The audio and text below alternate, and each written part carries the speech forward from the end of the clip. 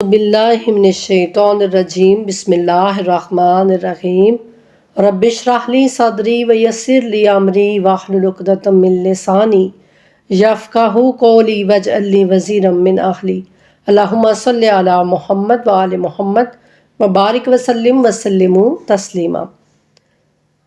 پچھلے سبق میں ہم سورہ آل عمران کی آیت نمبر 104 تک مکمل کر چکے تھے۔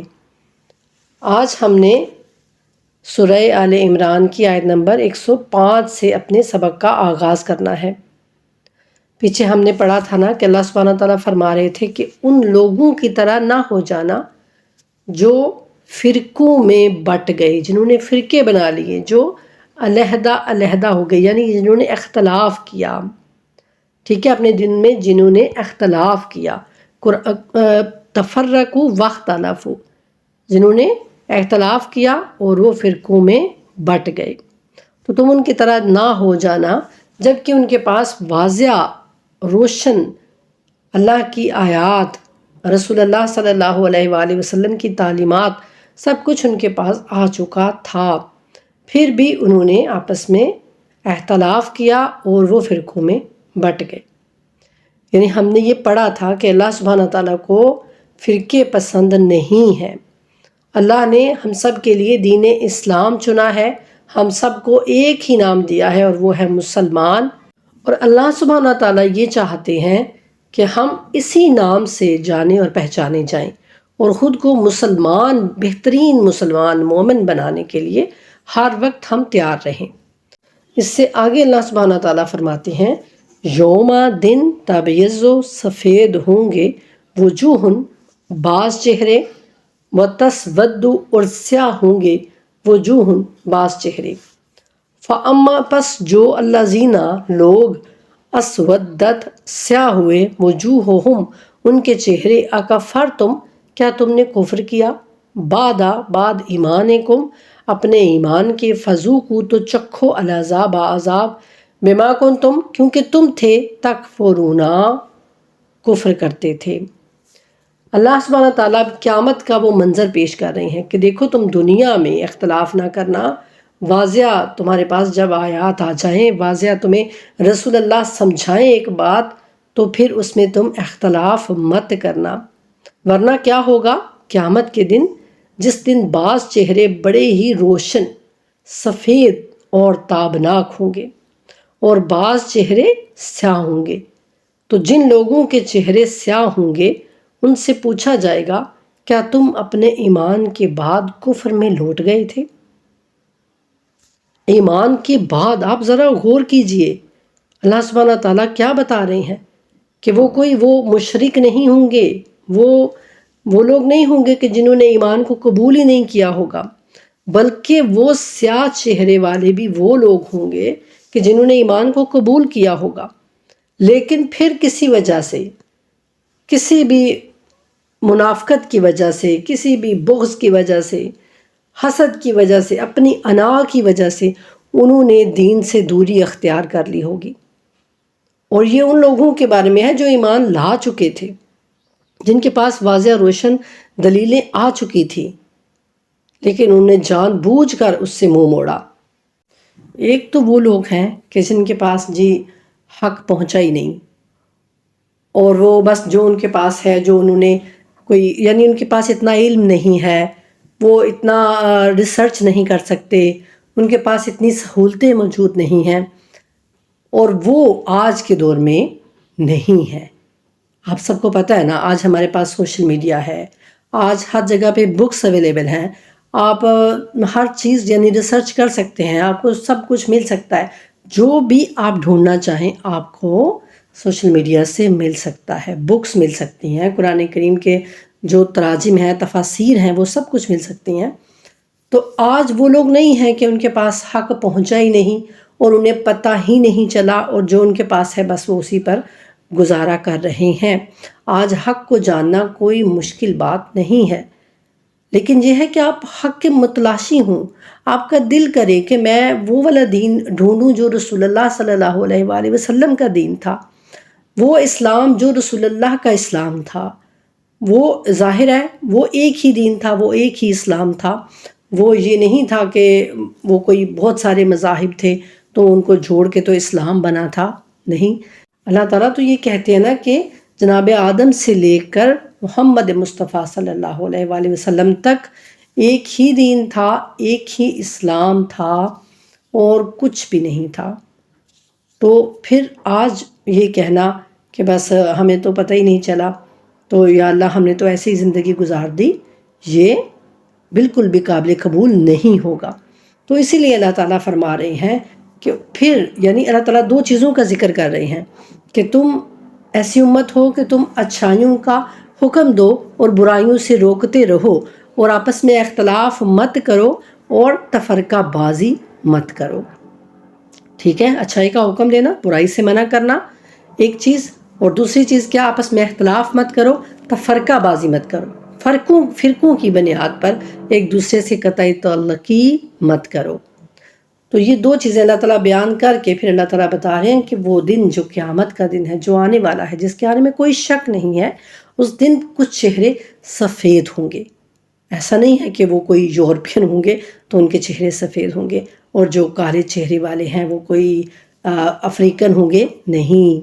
اللہ سبحانہ تعالیٰ بتا رہے ہیں کہ جو چہرے روشن ہوں گے، جو سفید ہوں گے، چمکدار ہوں گے، وہ لوگ وہ ہوں گے جنہوں نے حق کو پا لیا اور وہ حق کے پیچھے چل دیے ہوں گے، اور سیاہ چہرے والے ہوں گے جو حق کو، ان کے دل کے اندر حق موجود ہوگا۔ یہ آپ یاد رکھیے کہ انسان کا ضمیر اس کو بتاتا ہے کہ حق کیا ہے، ایسا ہو نہیں سکتا۔ کہیں نہ کہیں اگر انسان حق کا متلاشی ہے تو اس کا ضمیر اس کو ضرور بتاتا ہے کہ بھئی یہ حق ہے۔ یہ اور بات ہے کہ شیطان اس پر غلبہ پا لے، شیطان اس کی انا کو اس کے سامنے دیوار بنا دے کہ نہیں نہیں، تم نے تو بس یہی اسی راستے پر چلتے رہنا ہے، جو کچھ بھی ہو جائے تم نے اسے ٹس سے مس نہیں ہونا۔ تو پھر یہ وہ لوگ ہوں گے جو یہاں شیطان کا کہا مان کر حق کو چھوڑ دیں گے، اور جو کچھ بھی وہ سیدھا الٹا جو بھی ان کے پاس ہے وہ جو کہیں گے کہ بس یہی حق ہے، اور وہ اسی کو حق سمجھیں گے اور اسی کو حق دوسروں کو بھی بتائیں گے کہ بس یہی حق ہے جی۔ تو وہ لوگ، اللہ تعالیٰ ہم سب کو معاف کرے، اللہ کہتے ہیں وہ لوگ ہوں گے جو ایمان کے بعد کفر کریں گے اور ان کے چہرے پھر قیامت میں سیاہ ہوں گے۔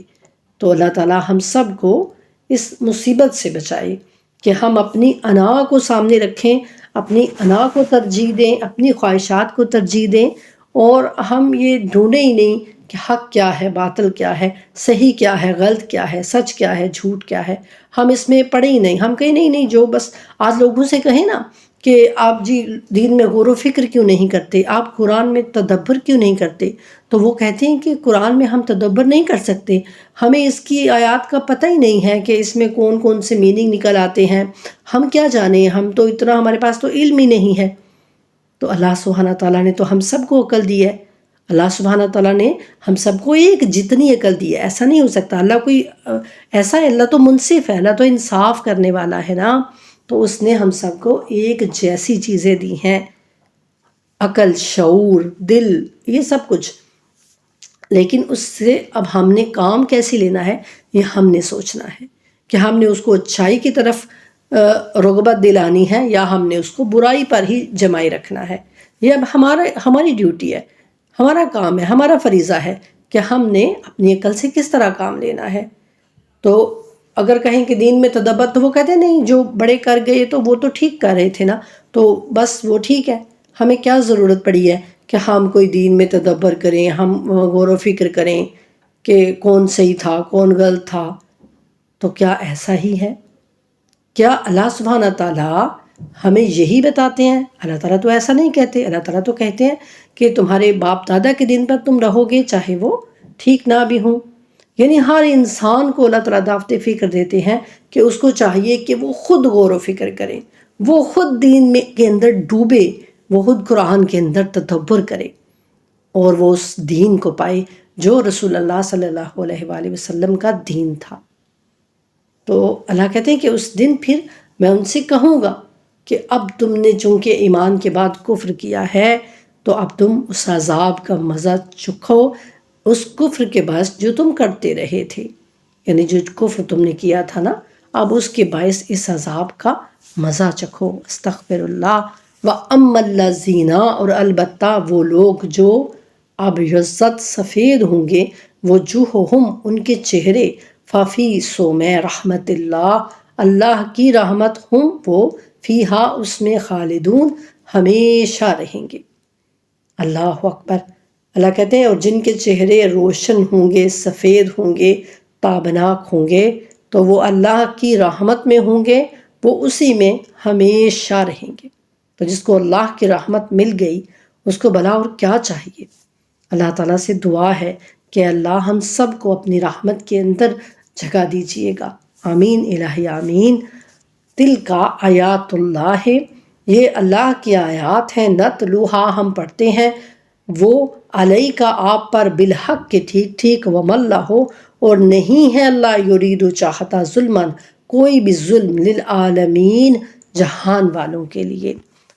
تو اللہ فرماتے ہیں کہ یہ اللہ کی وہ آیات ہیں جو رسول اللہ صلی اللہ علیہ وآلہ وسلم آپ کو پڑھ کر سنا رہے ہیں، اور جیسے جیسے حق رسول اللہ کے اوپر آتا رہا ویسے ویسے ہی حق رسول اللہ آگے پہنچاتے رہے، اس میں کوئی کسی قسم کی بھی کمی بیشی یا زیادتی نہیں ہوئی رسول اللہ کی جانب سے۔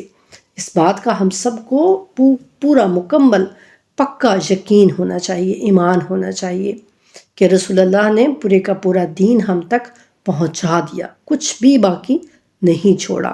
اور اللہ تعالیٰ تو جہان والوں کے لیے ظلم کا ارادہ بالکل بھی نہیں کرتا، یعنی اللہ کہہ رہے ہیں کہ جو تم کفر کر کے آؤ گے اس کے باعث میں تمہیں عذاب کے مزے چکھاؤں گا، تو یہ میرا ظلم نہیں ہوگا بلکہ وہ یہ جو تم کر کے آئے ہوگے نا وہ ہوگا۔ یعنی ایک ہوتا ہے عمل اور ایک ہوتا ہے رد عمل، تو جو ہم عمل کریں گے نا تو وہ وہاں پر اگر عذاب ملے گا یا وہاں پر اگر اللہ تعالیٰ ہم کو جنت دیں گے تو وہ اس کا رد عمل ہوگا۔ یہ نہیں کہ اللہ تعالیٰ کوئی ظلم کرنے والے ہیں، اللہ کہتے ہیں کہ میں تو جہان والوں پر ظلم کا ارادہ رکھتا ہی نہیں، اور بے شک وہ تو رحمت ہی رحمت ہے، لیکن ہم گنہگار ہیں۔ جب ہم اللہ کی حدود سے تجاوز کر جاتے ہیں، جب ہم اس کی بات کو مانتے ہی نہیں ہیں، جب ہم اپنے ضمیر کی سنتے ہی نہیں ہیں، بس اپنی خواہشات کے پیچھے چلتے رہتے ہیں، تو پھر آپ غور کیجئے کہ کیسے پھر اللہ تعالیٰ ہم سب کو جو ہے وہ کیسے بخش دیں، جب ہمارے اندر اللہ کا خوف ہی نہیں ہوگا، ہمارے اندر ذرہ برابر اللہ کا ڈر ہی نہیں ہوگا۔ جب جس کا ڈر ہوتا ہے نا تو بندہ پھر اس کی بات مانتا ہے نا۔ آپ غور کیجئے کہ یہاں پر دنیا میں ہمیں کسی سے تعلقات خراب ہو جانے کا بھی ڈر ہوتا ہے، تو اس تعلقات کو صحیح رکھنے کے لیے ہم اس کی ہر بات مانتے ہیں، ہم اس کے ساتھ چلتے ہیں کہ ہمارے اس سے تعلقات خراب نہ ہو جائیں۔ لیکن وہ اللہ جو ہمیں اتنی نعمتوں سے نوازتا ہے، جو ہم پر ہر وقت اپنا کرم کرتا ہے، رحم کرتا ہے، فضل کرتا ہے، ہم اس کی بات کو نہیں مانتے، ہم اس کی بات کو اہمیت ہی نہیں دیتے کہ وہ ہم سے کیا چاہ رہا ہے۔ تو پھر بتائیے کہ قیامت کے دن کیسے وہ ہم کو ایسے ہی یوں ہی بخش دے گا؟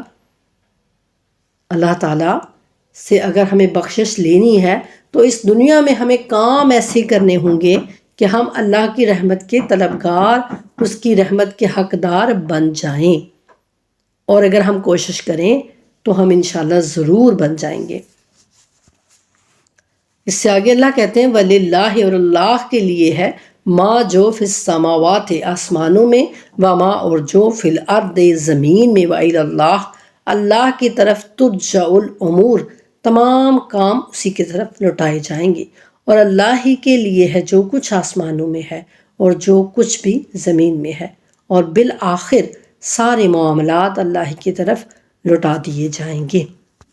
یعنی جو کچھ بھی آسمانوں میں ہے اور زمین کے اندر ہے نا تو وہ سب کچھ اللہ ہی کی طرف رجوع کرے گا اور اللہ ہی کی طرف لوٹ کر جانا ہوگا، اور تمام کام جو ہیں، تمام تر جو چیزیں ہیں، بازگشت ہے، وہ سب کی سب اللہ کی جانب لوٹے گی قیامت کے دن۔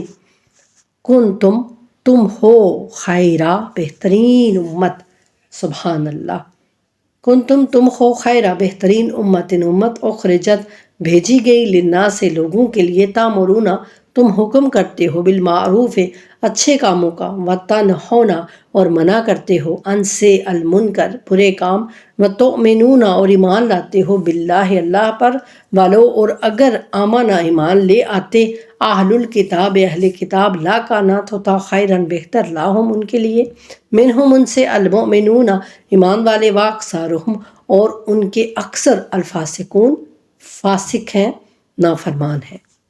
اللہ اکبر۔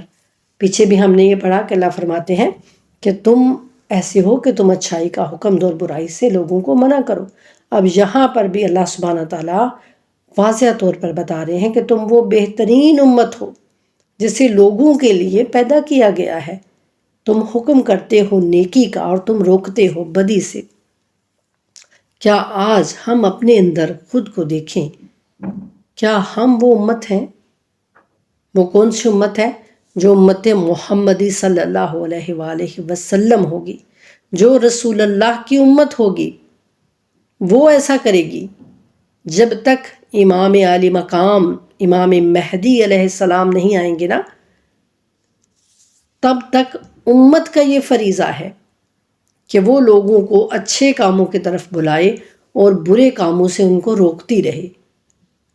تو آج اگر ہم اپنے آپ کو امت محمدی تصور کرتے ہیں، سمجھتے ہیں، بلکہ ہم کہتے ہیں کہ ہم امت محمدی صلی اللہ علیہ وآلہ وسلم ہیں، تو آج ہم اپنے گریبانوں میں تو ذرا جھانکیں۔ کیا ہم اللہ کی ان باتوں پر پورا اتر رہے ہیں جو اللہ تعالیٰ نے اس امت کی نشانیاں بتائی ہیں، جو اللہ سبحانہ تعالیٰ نے اس امت کی خوبیاں بیان کی ہیں؟ کیا ہمارے اندر وہ خوبیاں ہیں؟ کیا ہم ان باتوں پر پورا اتر رہے ہیں؟ اگر ہم پورا اتر رہے ہیں تو پھر واقعاً سمجھیں کہ ہم رسول اللہ کی امت ہیں۔ لیکن اگر ہم ان باتوں پر پورا ہی نہیں اتر رہے، ہمارے اندر وہ نشانیاں موجود ہی نہیں ہیں، ہم صرف اپنے آپ کو دیکھتے ہیں کہ ہم کہاں ہیں، ہم خوش ہیں، ہم اچھے ہیں، تو بس ٹھیک ہے، سب اچھا ہے، سب بہترین ہے۔ لیکن اگر ہم اپنے آپ کو چھوڑ کر دوسروں کا خیال کرتے ہیں، دوسروں کے حقوق کے لیے اگر ہم لڑتے ہیں، دوسروں کے حقوق کی پاسداری کے لیے ہم کوئی قدم اٹھاتے ہیں، تو پھر ہم وہ امت ہیں جو رسول اللہ کی امت ہے۔ آپ ذرا غور سے پڑھیے، اللہ کہتے ہیں تم وہ بہترین امت ہو جسے لوگوں کے لیے پیدا کیا گیا ہے، تم حکم کرتے ہو نیکی کا اور تم روکتے ہو برائی سے، بدی سے۔ یعنی تم اچھے کاموں کا لوگوں کو حکم کرو گے کہ یہ کام تم کرو، اور جو کوئی برا کام کر رہا ہوگا نا تم اس کو روکو گے، کوشش کرو گے روکنے کی۔ اچھا ہم کہتے ہیں کہ نہیں ہم تو بھائی کیوں، کس طرح سے روکیں، کوئی ہماری بات نہیں سنے گا۔ یہاں پر سننا یا نہ سننا اللہ سبحانہ تعالیٰ پر ہے کہ وہ کسی کو سنوا دے یا نہ سنوائے۔ اللہ تعالیٰ تو رسول اللہ صلی اللہ علیہ وآلہ وسلم سے بھی فرماتے ہیں نا کہ اے رسول، آپ کا کام صرف پہنچا دینا ہے، آپ کا کام صرف لوگوں کو میری بات بتا دینا ہے۔ اب آگے ان کا جو عمل ہے وہ اس کو قبول کریں یا نہ کریں وہ آپ کے ذمے نہیں ہے، اس کی پوچھ گچھ آپ سے نہیں ہوگی۔ آپ سے پوچھ گچھ کیا ہوگی کہ جو کچھ میری طرف سے آیا تھا وہ آپ نے میرے بندوں تک پہنچایا یا نہیں پہنچایا۔ اب لوگوں نے اس کو مانا یا نہیں مانا یہ اب میرے ذمے ہے، اس کا حساب میں لوں گا لوگوں سے۔ تو اب یہاں پر بھی اب یہ ہمیں دیکھنا چاہیے کہ ہمارا کیا کام ہے، بس کہ لوگوں کو منع کرنا، برے کام سے لوگوں کو روکنا۔ اگر ہم زبان سے، یہاں تک رسول اللہ صلی اللہ علیہ وآلہ وسلم کی حدیث مبارکہ ہے کہ اگر کہیں پر برائی ہو رہی ہو تو تم اس کو زبان سے منع کرو، اس کو بولو کہ رک جاؤ، مت کرو ایسا۔ اگر تمہارے اندر طاقت ہے تو اپنے ہاتھ سے اس کو منع کرنے کی کوشش کرو، یعنی اس کے ساتھ اس بات میں جھگڑا بھی تم کر سکتے ہو کہ بھائی میں تم کو منع کر رہا ہوں، ایسا مت کرو۔ لیکن اگر تمہارے اندر اتنی طاقت نہیں ہے تو پھر تم صرف زبان سے تو اس کو روکو۔ اگر وہ بھی نہیں کر سکتے ہو تو پھر کم از کم اپنے دل کے اندر اس بات کو برا محسوس کرو کہ یہ جو بھی کر رہا ہے یہ اچھا نہیں ہے، اور تم اٹھ کر وہاں سے چلے جاؤ جب تک کہ وہاں پر وہ نافرمانی اللہ کے حکم کی یعنی ہوتی رہے. یعنی جب تک اللہ کے حکم کی وہاں پر نافرمانی ہو رہی ہے، جب تک وہاں پر کچھ ایسا ہو رہا ہے جو اللہ کی آیات کا مذاق اڑایا جا رہا ہے یعنی کہ، تو تم وہاں سے دور ہو جاؤ اس وقت تک، اس جگہ کا، اس چیز کا حصہ مت بنو. یہ رسول اللہ کی حدیث مبارکہ ہے، ہر کوئی جانتا ہے، اس میں کوئی ایسی بات نہیں ہے کہ یہ بھی فلاں کتاب میں ہے یا فلاں کتاب میں ہے، یہ ہر کوئی جانتا ہے، ہر کوئی اس کو سناتا بھی ہے. ٹھیک ہے، تو اللہ فرماتے ہیں کہ تم اس کو نیکی کا حکم دو اور بدی سے روکو، اور تم ایمان رکھتے ہو، ایمان والے ہو، ایمان والے ہو، خالی صرف مسلمان نہیں ہو. لا الہ الا اللہ محمد رسول اللہ تم نے پڑھ لیا تو بس نہیں، تمہارے اندر ایمان ہے، یقین والا ایمان. کس پر؟ اللہ پر.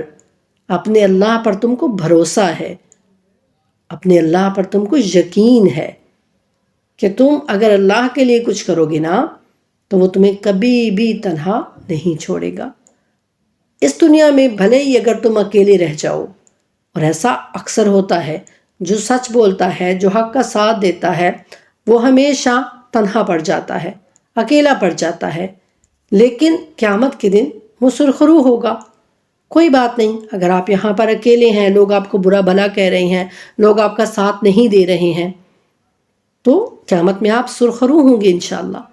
اپنے اللہ کی حضور آپ مطمئن ہوں گے، آپ کے اپنے ضمیر کے سامنے آپ مطمئن ہوں گے کہ آپ نے حق کے ساتھ اپنا قدم بڑھایا، آپ نے حق کے لیے آواز بلند کی، آپ نے سچ کا ساتھ دیا، آپ نے کسی بھی ایسے شخص کا ساتھ نہیں دیا جو حق پر نہیں تھا.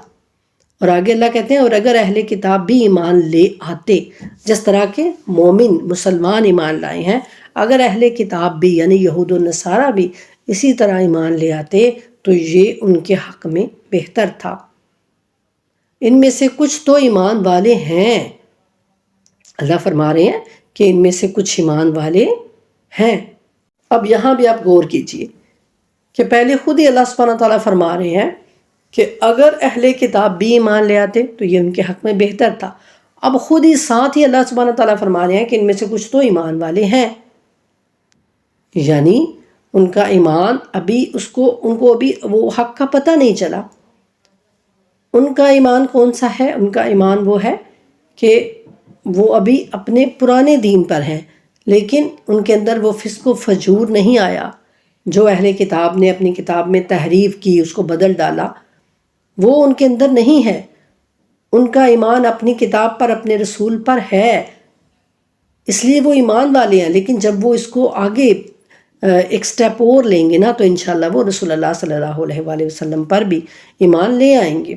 یہ اللہ تعالیٰ کہہ رہے ہیں کہ ان میں سے کچھ تو ایمان والے ہیں، لیکن ان کی اکثریت نافرمانوں پر مشتمل ہے، فاسق ہیں، فسق و فجور کرتے ہیں. اکثر کون؟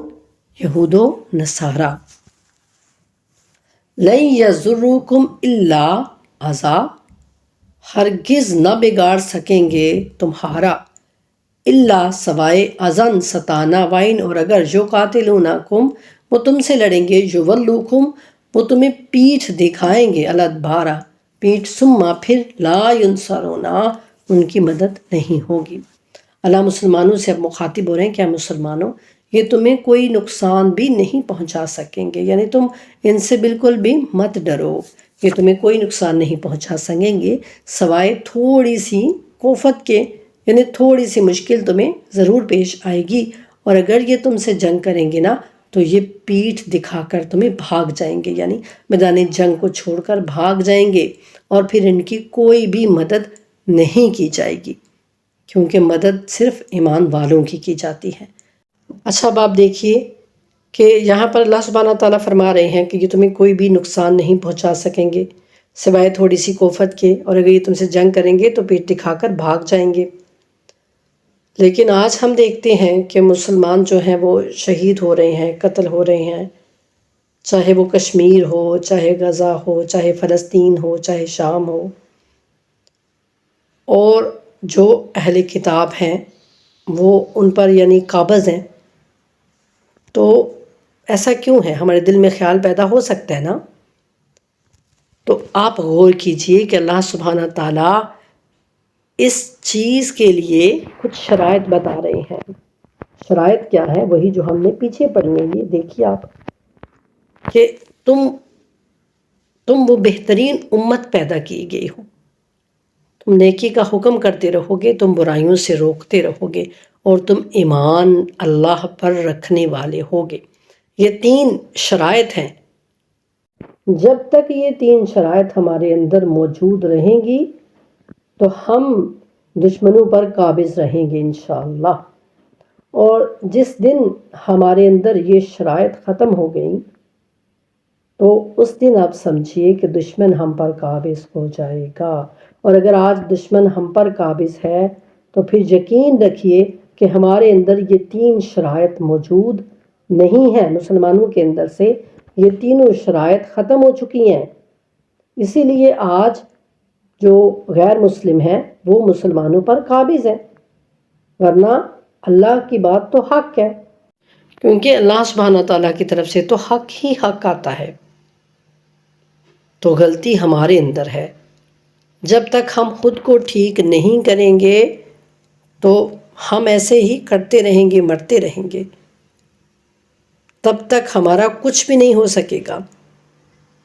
ہاں، جب ہم اپنے اندر وہ شرائط پوری کر لیں گے تو انشاءاللہ اللہ کی مدد بھی آ جائے گی۔ تو بس اللہ سبحانہ تعالیٰ سے دعا ہے کہ اللہ تعالیٰ ہمیں ایسی امت بنائے جو رسول اللہ کی پیاری امت ہو، پسندیدہ امت ہو، اور جو اللہ سبحانہ تعالیٰ نے جیسا ہم کو دیکھنا چاہتے ہیں اللہ تعالیٰ ہم کو ویسا بنا دیں۔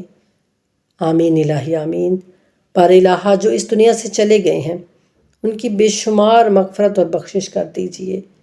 اے اللہ ہم سب کا پڑھنا سننا اپنی بارگاہ میں قبول فرما لیجئے، اور ہمیں ان باتوں پر جو ہم پڑھتے ہیں، جو ہم کرتے ہیں اور جو ہم سنتے ہیں، یا اللہ ہمیں ان پر عمل کرنے کی بھی توفیق عطا کیجئے، کیونکہ جب تک ہم ان پر عمل نہیں کریں گے تو ہمارا پڑھنا پڑھانا اور ہمارا سننا سب فضول ہے۔